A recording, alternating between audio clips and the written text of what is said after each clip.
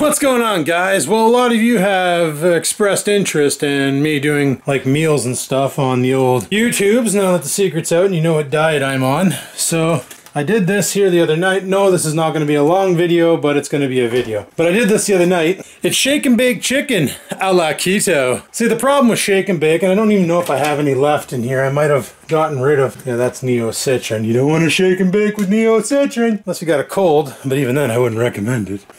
I don't have any shake and bake on me to look up the nutrition facts, but it's generally breadcrumbs, right? And one slice of bread is about 14 carbs. So if you think about it, when you're having your sandwich, just the bread alone is 28 carbohydrates. If you're like me back in the day, I used to bring 2 sandwiches to work, and that was about 48 carbs just for lunch.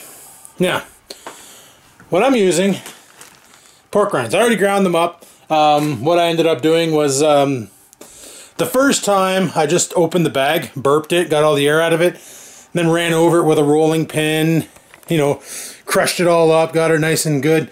It wasn't super fine, but the end product, the chicken, looked kind of deep fried like we get from KFC.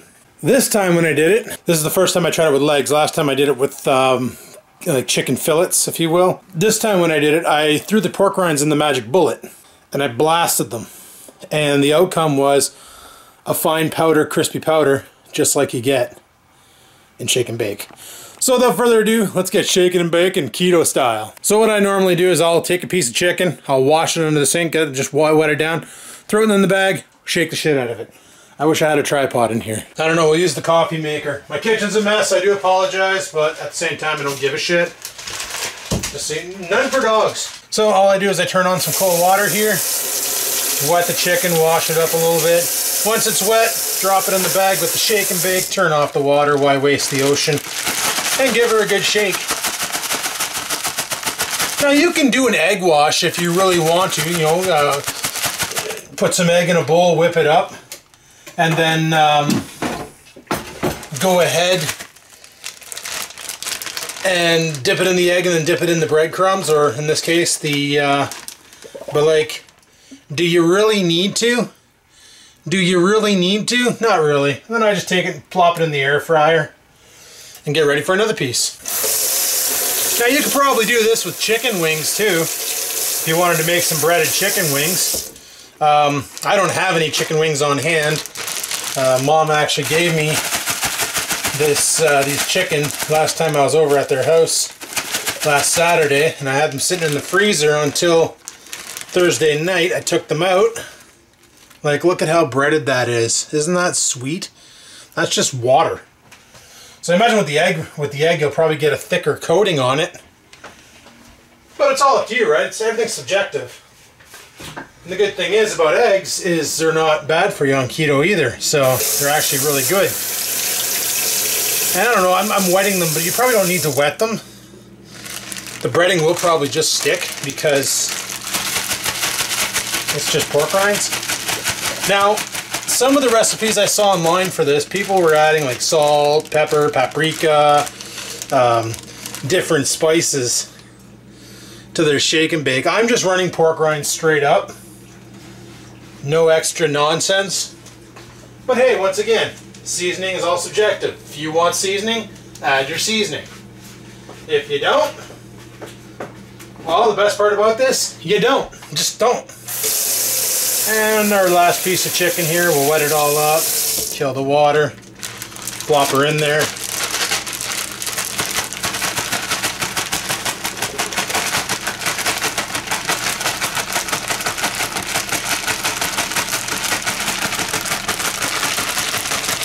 If you're wondering what I'm using, this is just a Ziploc freezer bag.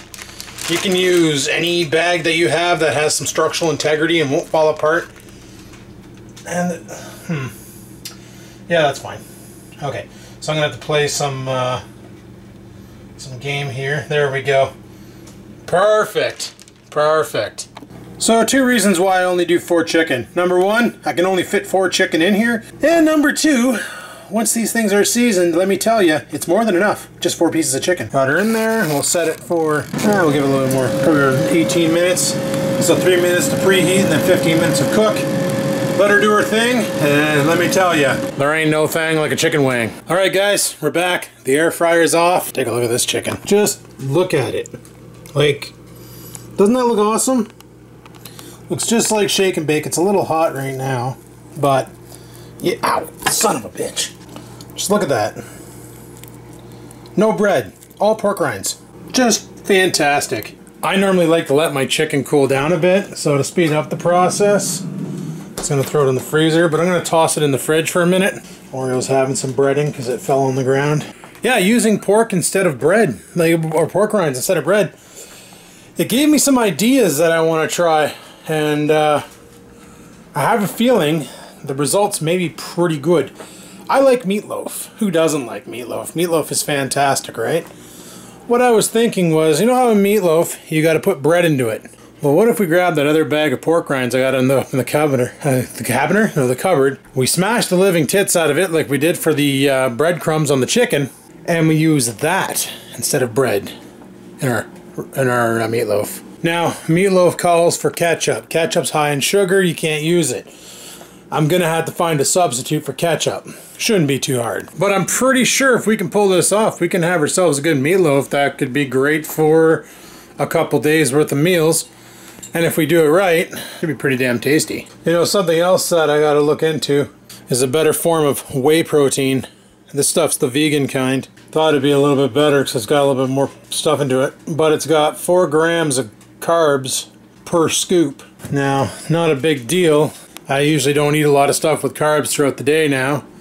But that'd be great in the shakes, like a post-workout shake or just a post-work shake even, like outside mowing the lawn, doing a bunch of shit. Just come and have one of those afterwards. You know, revitalize the system. Could be good. But anyway, that chicken's got to be ready. So let's get it out of the fridge here. Plate's nice and chilled. Chicken should be a little cooler to the touch. And alright, there we go. Let's try a bite.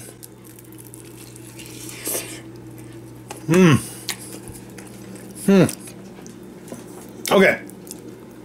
So, pork rinds have a natural saltiness to them. When you bake them, even more salty.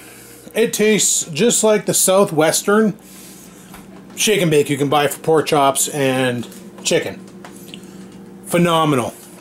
I recommend this. Anybody looking for an easy meal to make, get some chicken when it's on sale. You can use chicken breast, thigh, wings, skinless, boneless, whatever. Bag of pork rinds. I buy them for $2 a bag. You know, a little bit more expensive than shake and bake, but better for you. All in all, I love this meal. This is my second time doing it with chicken legs, third time doing it with chicken as a whole. And all in all, nice. Anyway, people, I'm going to eat. That's my little recipe of the day. Shake and bake chicken a la Keto.